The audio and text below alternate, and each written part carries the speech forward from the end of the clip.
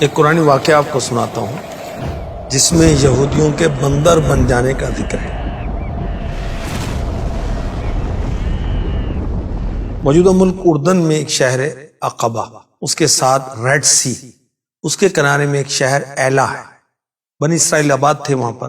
اللہ پاک نے ان لوگوں کو قرآن پاک سورہ بقرہ آیت نمبر 65 اصحاب سبت یعنی ہفتے کے دن والے کہا۔ اللہ پاک نے انہیں حکم دیا کہ ہفتے کے دن سیٹرڈے کو شکار نہیں کرنا، کوئی دنیاوی کام نہیں کرنا، بس اس دن کو عبادت کے لیے خاص کر اللہ تبارک و تعالی نے ان لوگوں کی آزمائش کا ارادہ کیا۔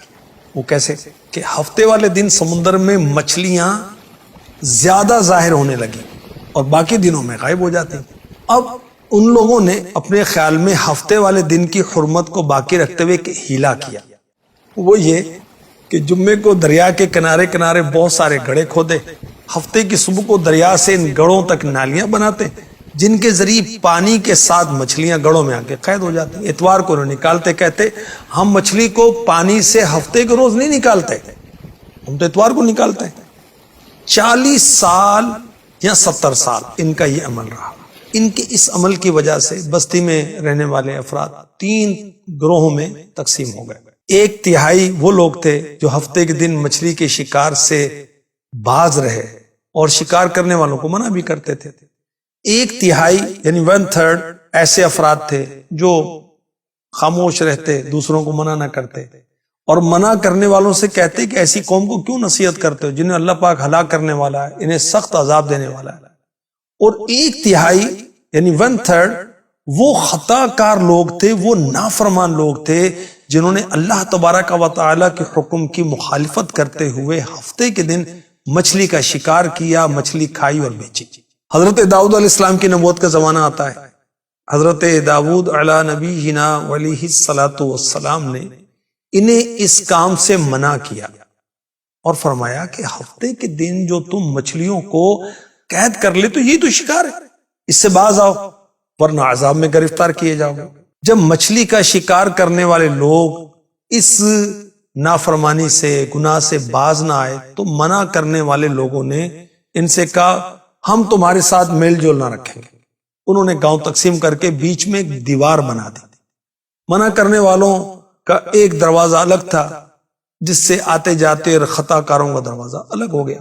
جب وہ لوگ اپنے کام سے باز نہ آئے تو حضرت سیدنا داؤد علی نبینا وعلیہ الصلوۃ والسلام اللہ کے نبی نے ان خطا کاروں پر لعنت کی۔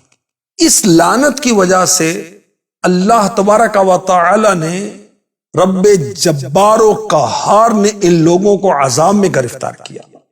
ہوا یوں کہ ایک روز جو ہفتے کے روز شکار کرنے سے منع کرتے تھے انہوں نے دیکھا کہ خطا کاروں میں سے کوئی اپنے علاقے سے باہر نہیں آیا۔ انہوں نے سوچا کہ شاید یہ شراب کے نشے میں مدہوش ہوں گے۔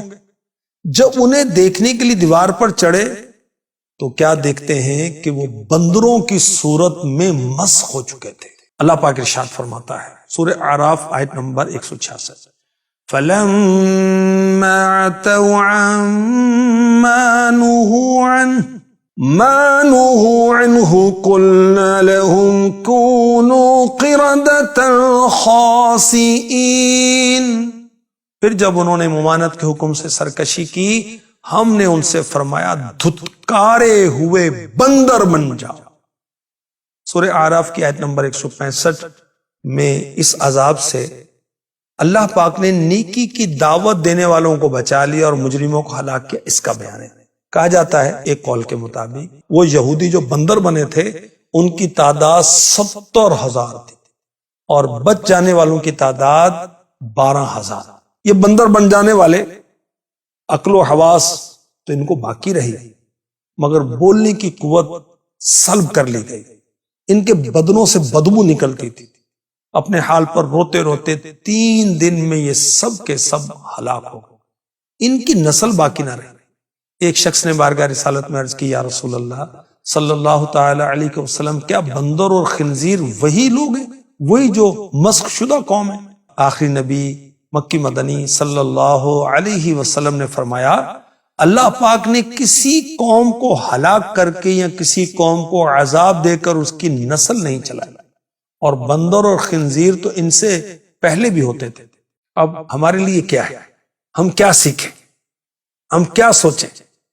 کہ شہر ایلا والوں نے اللہ کی نافرمانی کی، شرعی احکام کو باطل کیا، حرام چیزوں کو حلال کرنے کے لیے غیر شرعی حیلے کا سہارا لیا۔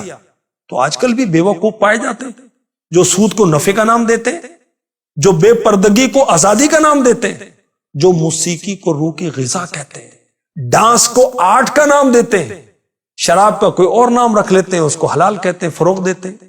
یہ سب حرام حیلے ہیں، اور میرے پیارے نبی صلی اللہ علیہ وآلہ وسلم نے پہلے ہی سے ہمیں بتا دیا، فرمایا جیسا یہودیوں نے کیا تم اس طرح نہ کرنا، کہ تم اللہ پاک کی حرام کردہ چیزوں کو طرح طرح کے ہیلے کر کے حلال سمجھنے لگو۔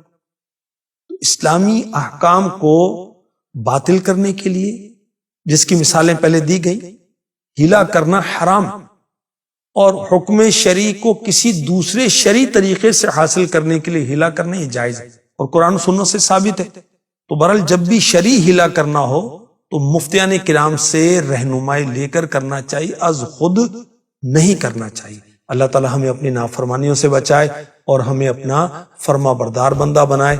آمین آمین آمین۔